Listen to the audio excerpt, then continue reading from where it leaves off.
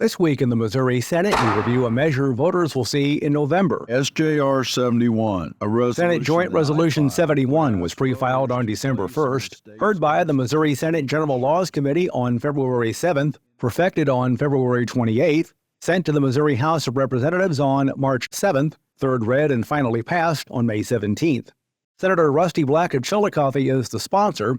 He says voters will see this question as Amendment 6.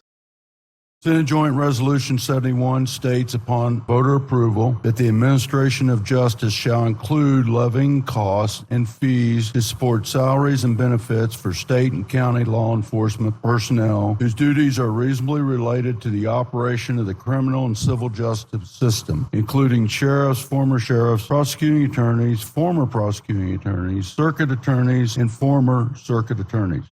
Senator Black also says this ballot question comes about because of a judge's ruling. This joint resolution is a fix from a Supreme Court ruling last year that stated it was illegal to collect court fees to fund the Sheriff's Retirement Fund by classifying costs and fees to support salaries and benefits for the state and county law enforcement personnel, including sheriffs and former sheriffs. SJR 71 would allow that $3 court fee to be used to fund the Sheriff's Retirement Fund the same way it's been funded since 1980. During this year's regular legislative session, several proposals related to law enforcement. The Missouri House of Representatives passed legislation that seeks to take control of the St. Louis City Police Department. Senator Stephen Roberts of St. Louis says an attempt was made to undo something that has been in state statute for more than a decade.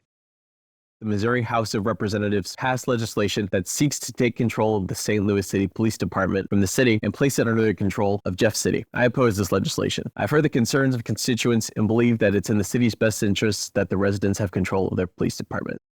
In the meantime, pre-filed legislation for next year's session will receive bill numbers starting on December 1st. The Senate will stand adjourned sine die pursuant to the Constitution. This week also saw the annual veto session come and go without any legislative action. The only things the executive branch turned down were line items in some of the bills that comprised this year's budget.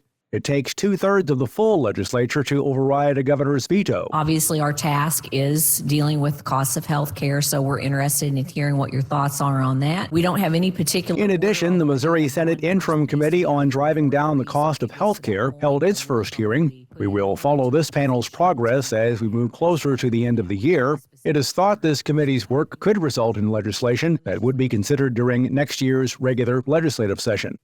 And remember, you can follow these and other issues facing the Missouri Senate by visiting our website, senate.mo.gov.